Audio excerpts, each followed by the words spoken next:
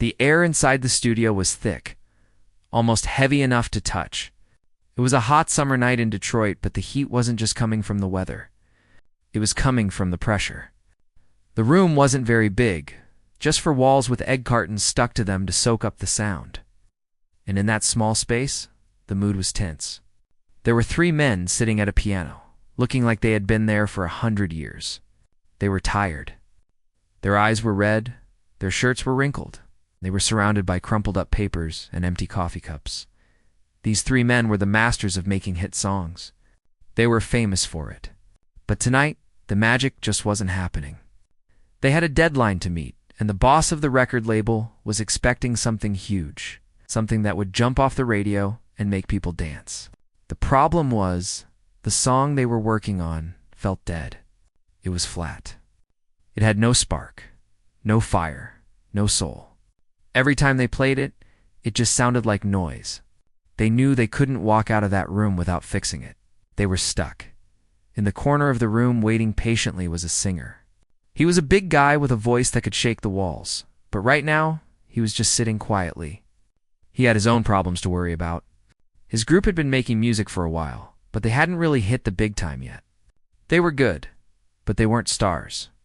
He needed this recording session to be the one that changed everything. He needed a song that would make people stop what they were doing and listen. But as he sat there, watching the producers bang their heads against the piano, he started to get a nervous feeling in his stomach. He wondered if he was wasting his time. The guy at the piano, the one writing the music, stood up abruptly. He looked frustrated. He looked at his partners and said they needed to throw everything away and start fresh. He didn't want a nice song anymore. He didn't want a pretty song. He wanted something wild. He sat back down, and his hands hovered over the keys. The room went completely silent. The singer in the corner stopped tapping his foot. Everyone held their breath, waiting to see what would happen next. The producer started to play. It wasn't like anything they had tried before. It was fast, way too fast. It was loud and aggressive, almost angry. The notes were tumbling over each other, racing to the end. It sounded like a chase scene in a movie, or like someone running up a flight of stairs. It was chaotic and intense. The silence in the room broke, replaced by this crashing wave of sound that filled every inch of the studio. The producer played it with a scowl on his face, hitting the keys harder and harder, pouring all his frustration into the music. It was a Hail Mary pass, a desperate gamble to save the night. The singer in the corner jumped a little at the sudden noise. He looked at the piano player with wide eyes. This wasn't the smooth, polished rhythm and blues he was used to singing. This was a beast. It was frantic and nervous, full of anxiety. He tried to imagine himself singing over it, tried to find where the words would fit. But the music was moving so fast, it felt like it was dragging him along against his will. He felt a knot tighten in his chest. He thought they were crazy. He thought they had finally lost their minds. The vibe in the room shifted from tired to dangerous. It was like standing on the edge of a cliff, not knowing if you were about to fly or fall. The music stopped ringing, but the energy was still hanging in the air like smoke. The piano player whipped his head around to look at the singer, waiting for a reaction. The other 2 producers leaned in, staring. The singer looked from the piano to his friends and then back again. He took a deep breath, but before he could even think about saying something nice, the absurdity of the moment hit him. Here they were, some of the best musicians in the world, and this was the best they could come up with. It sounded like a circus. It sounded like a joke. He couldn't hold it in anymore. He let out a laugh. It wasn't a quiet chuckle either. It was a loud, baffled guffaw that bounced off the soundproofing. He laughed because the situation was so tense and the music was so wild that he didn't know what else to do. He laughed at the idea that he, a smooth soul singer, was supposed to turn this frantic mess into a hit record. For a few seconds, the only sound in the studio was his laughter. While the producers sat there wondering if their gamble had just blown up in their faces, the laughter had barely faded away. But the look on the piano player's face was enough to wipe the smile off anyone's expression. The room, which had been tense before, now felt like a pressure cooker. The singer sat there, still feeling the echo of his own chuckle in his throat, But the man at the piano wasn't amused. He didn't think it was funny at all. He stared at the singer with eyes that were hard and serious. He wasn't playing games. He knew exactly what he had just played, and he believed in his gut that it was gold. Even if it sounded like chaos to everyone else. The producer leaned over the piano, his hands still resting on the keys, and told the singer to listen again. He said they weren't there to make something pretty. They weren't there to make a lullaby. They were there to make a record that would grab people by the throat and shake them up. He said the world was moving fast, and the music needed to move fast too. But the singer wasn't convinced. He was a guy who loved control. He loved to take his time with a song, to slide into the notes and make them smooth like butter. This new track felt like trying to dance on top of a moving train. It felt unsafe. He stood up and walked over to the piano, trying to be respectful, but he had to speak his mind. He put his hand on the producer's shoulder and told him, with a lot of honesty, that it was just too much. He said, "Look, man, this tempo is killing me. I can't get the words out. If I sing this fast, nobody's going to understand what I'm saying. It's going to sound like a jumbled mess." He suggested they slow it down just a little bit. Maybe find a groove that felt a bit more human and a bit less like a machine gun. He was the one who had to sing it, after all, and he felt like he was drowning in the noise. But the producer shook his head. He was stubborn in a way only geniuses can be. He hit the keys again, playing that frantic introduction even louder this time. He told the singer that the speed was the point. He explained that the rush of the music was what made it exciting. He said, if you slow it down, you kill the drama. You kill the fire. He wanted the listener to feel out of breath when the song started. He wanted them to feel like something huge was about to happen. The two other guys in the room, the other writers, nodded their heads. They were a team, and they had decided that this was the way. The singer ran his hands over his face, feeling the sweat on his forehead. He was tired, and he was frustrated. He looked at the microphone standing lonely in the middle of the room. It looked like a weapon he didn't know how to use. He was a professional, and he had sung hundreds of songs, but this one felt like a trap. He worried that if he recorded this, people would laugh at him. He thought it would be a joke record, a one-hit wonder that people would listen to for a minute and then throw away. His reputation was on the line. He had worked too hard to become a clown. He had tried to explain it differently. He told them, "Listen, this sounds like a circus. You know, like the clowns coming out of the little car. It's crazy." He looked at his bandmates who were sitting in the back of the room listening to the argument. They didn't say anything. They just watched. They were used to the singer being the leader, the one with the vision, but tonight he was the student. The dynamic in the room had flipped. The writers were pushing him, and he was pushing back. Digging his heels in because he was scared of failing, the producer took a deep breath and tried a different tactic. He stopped playing the piano and turned to face the singer directly. He spoke softer now. He told him that they needed to do something that nobody else was doing. He said that smooth was boring. He said that safe was forgettable. He challenged the singer to step out of his comfort zone. He said, "You have a big voice, a giant voice. You need to be scared of the music so you can conquer it. If you're comfortable, you're not doing your job." This made the singer pause. He looked at the keys. He thought about all the other songs on the radio that sounded exactly the same. They were safe. They were polite. This song was rude. It was loud. It was demanding. But there was something pulling at him, a tiny little spark of curiosity. He wondered if maybe, just maybe, these crazy guys were right. Maybe he was the one who was stuck in the past. Maybe the world had moved on without him, but he still couldn't let go of the fear. He stood there, shifting his weight from one foot to the other, feeling the cold air of the studio conditioning on his neck. He was standing at a crossroads. He could walk out the door and keep his dignity. Or he could walk up to that microphone and make a fool of himself trying to tame this wild, uncontrollable music. The producers were waiting. The silence was heavy again. It was a standoff. The singer looked at the piano one last time, hearing the frantic notes in his head, shaking his head slightly, still doubting, but knowing he had to make a choice. The tension was so thick you could cut it with a knife, and nobody in the room knew what was going to happen next. The silence in the studio was getting heavy, like a storm cloud right before it breaks. You could hear the hum of the air conditioning and the quiet breathing of the guys in the corner. The singer was still standing by the piano with his arms crossed, looking skeptical. The producer, however, wasn't ready to give up. He could see the doubt in the singer's eyes, and he knew he had to do something drastic to prove his point. He wasn't going to talk about it anymore. He was going to show him. The producer sat down on the piano bench and rolled his shoulders back. He took a deep breath and looked the singer dead in the eye. He didn't say a word. He just raised his hands and brought them down on the keys with a force that surprised everyone in the room. Bang! He wasn't playing the melody nicely. He was attacking the piano. He was playing that frantic, fast, complicated introduction again. But this time, he played it even harder. The sound was huge. It filled the tiny room, bouncing off the walls.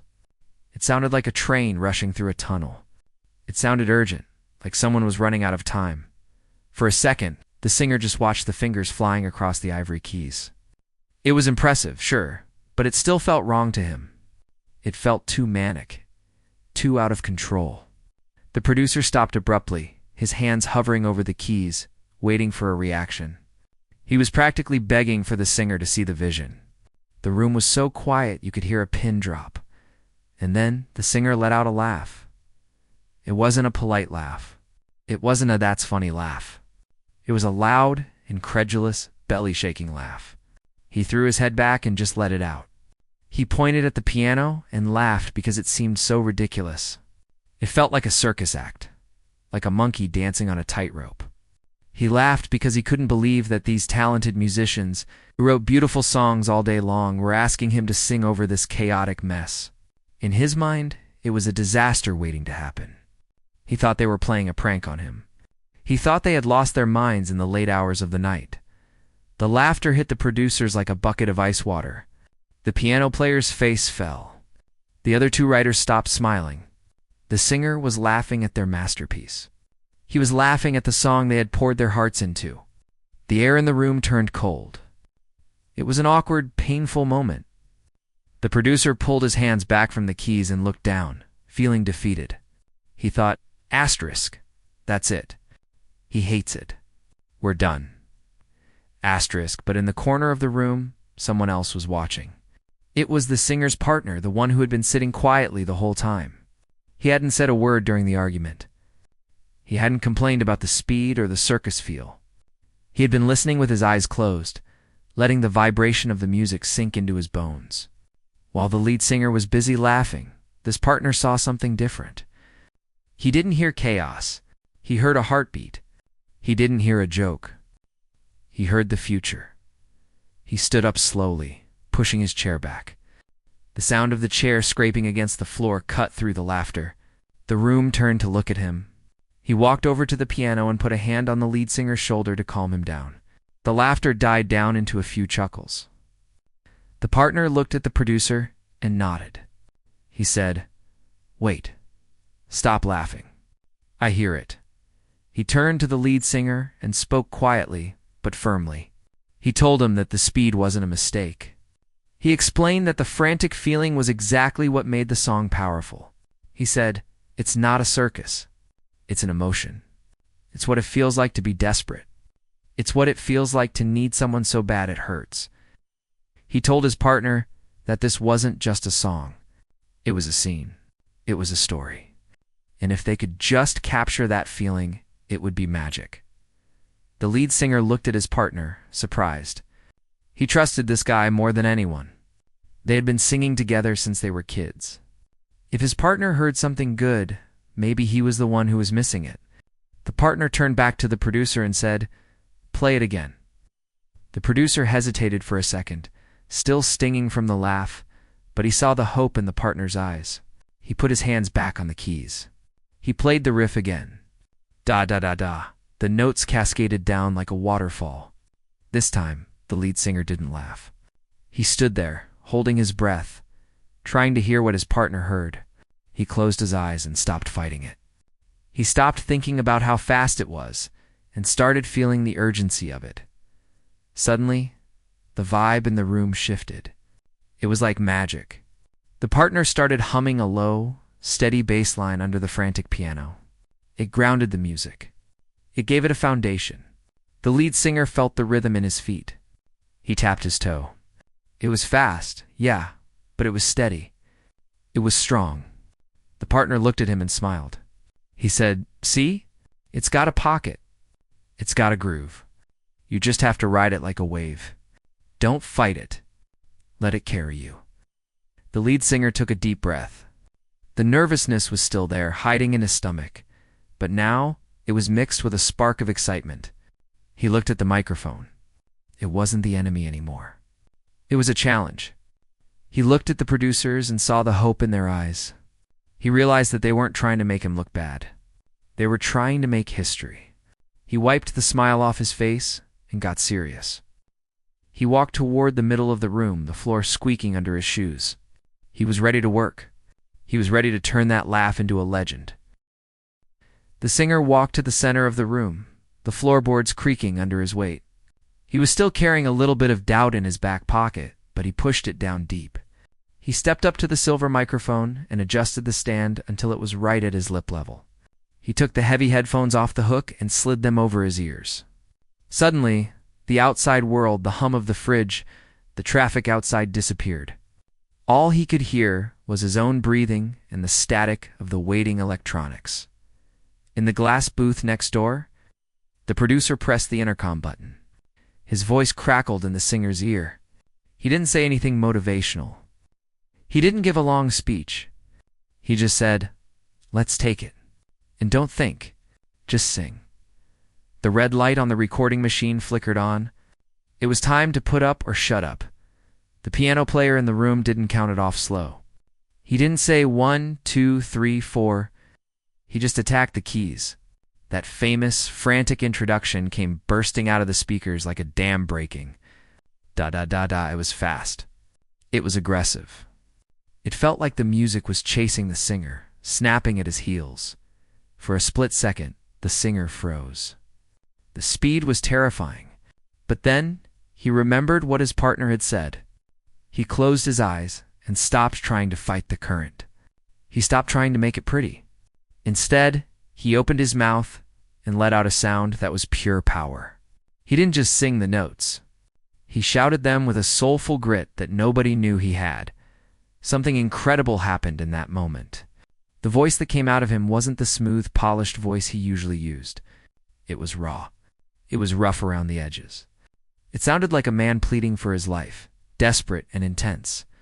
And miraculously, that raw, rough voice fit perfectly over the chaotic music. The frantic piano and the aggressive vocals clashed together, creating a new kind of energy, a sound that was electric. The singer was jumping now, moving to the beat. He was sweating. He was acting out the lyrics, throwing his hands in the air, feeling the music in his chest. The band in the booth was watching him, and their jaws dropped. They knew he was talented, but they had never seen him like this. He was possessed. He was hitting notes that shouldn't have been possible to hit at that speed. He was weaving in and out of the piano riff like a race car driver on a tight track. The song had a strange, almost spooky sound in the middle, a sound that came from an old machine called a clavulon. It made a weird, high-pitched whistling noise. Normally, the singer would have complained that it sounded too siffy, too unnatural. But tonight, he leaned into it. He used that weird noise as his cue to push even harder. He sang the words with so much passion that the veins in his neck stuck out. He was sweating through his shirt, completely lost in the moment. He got to the part of the song where the music breaks down, where it gets quiet for just a heartbeat before the big finish. The producer watched the tape reels spinning, his heart pounding. This was the moment most singers mess up. They rush the beat, or they come in too late. But this singer had perfect timing. He waited, letting the silence hang in the air for a split second. And then boom, he came back in with more power than ever, when he finally sang the last word. He held it, letting his voice ring out and fade into the hum of the room. He stood there for a second, panting with his eyes still closed. He felt drained, like he had just run a marathon. He slowly took the headphones off and looked at the glass booth. For a moment, nobody said anything. The studio was dead silent. The singer's heart started to sink. He thought, asterisk, I blew it. I was too loud. I was too wild. I made a fool of myself. Asterisk. He felt the embarrassment creeping up his neck. He started to reach for the door handle to leave, go back out into the night, and forget this ever happened. Then he saw the door to the booth fly open. The producer burst out of the room, his eyes wide, his face red. He wasn't frowning. He was beaming. He was running toward the singer with his hands in the air. He was shouting, "That's it! That's the one! Oh my God, that's the one!" The other writers ran out behind him, slapping the singer on the back, high-fiving each other, grabbing his shoulders. They were jumping around like little kids who just got told school was canceled. The vibe in the room had flipped completely. The tension, the frustration, the arguments, it was all gone. In its place was pure joy. The singer looked from face to face, confused but relieved. They played the tape back over the loudspeakers. Hearing it again, outside of the pressure of the moment, the singer finally heard what his partner had heard. He heard what the producer had heard. It wasn't a mess. It was a masterpiece. The frantic piano, the weird sound effects, and that desperate powerhouse vocal, they all fit together like puzzle pieces. He realized then that they hadn't just recorded a song. They had captured lightning in a bottle. He started to smile, and then he started to laugh. But this time, it was a happy laugh. They had done the impossible. The sun was coming up over Detroit by the time they finally walked out of the studio. They were exhausted, their voices were shot, and their clothes were wrinkled, but they were walking on air. The singer got into his car and drove home, feeling a strange mix of tiredness and excitement. He didn't know if the world would like what they had done. He only knew that he had poured his soul into that tape, and for the first time in a long time, he was proud of it. A few weeks passed, and the song was mixed and pressed onto a vinyl record. The executives at the record label heard it and weren't sure what to think. It wasn't like the other polished songs that were popular at the time. It was frantic. It was loud. It was a little scary. They worried it was too weird for the radio. But the producers stood their ground. They told the bosses, "Just trust us. Play it." So they released it into the world, waiting to see what would happen. It didn't take long for the answer to come. The song hit the radio waves like a storm. Almost immediately, phone lines at the radio stations lit up. People didn't just like the song. They were obsessed with it. It was different from everything else on the dial. While other songs were smooth and easy to listen to, this song grabbed you by the collar and demanded your attention.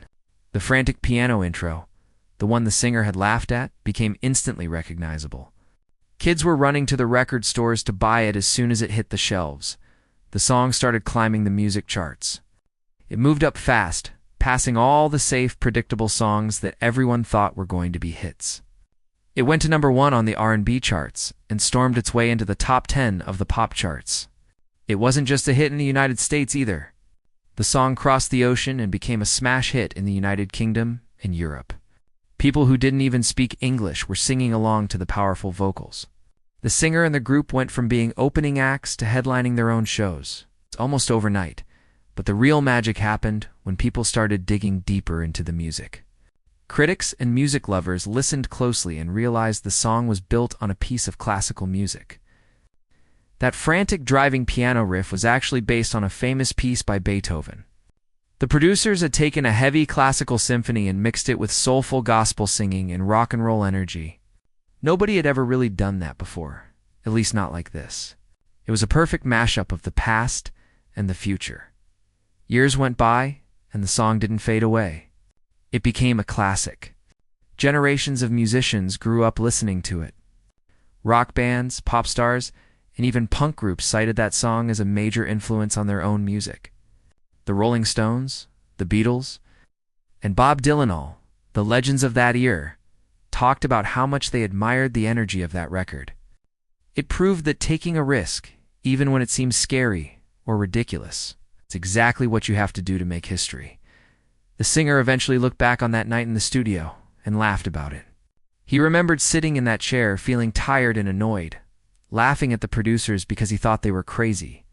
He realized that if he hadn't trusted his partner, and if he hadn't taken that leap of faith, he would have gone back to being just another singer. That moment of doubt, followed by that moment of courage, changed the entire direction of his life. The song he recorded that night, "Reach Out, I'll Be There," is still played on the radio today. It is in movies, commercials, and TV shows. Whenever those first notes crash through the speakers, people stop what they are doing to listen.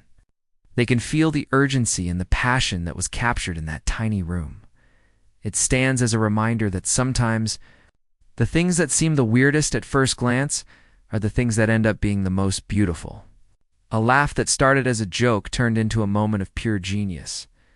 The producers didn't follow the rules, and the singer didn't play it safe. Together, they created something that was bigger than all of them. They didn't just write a song. They made a moment in time that will never be forgotten. And it all happened because, for a few seconds, one man decided to stop laughing and start singing.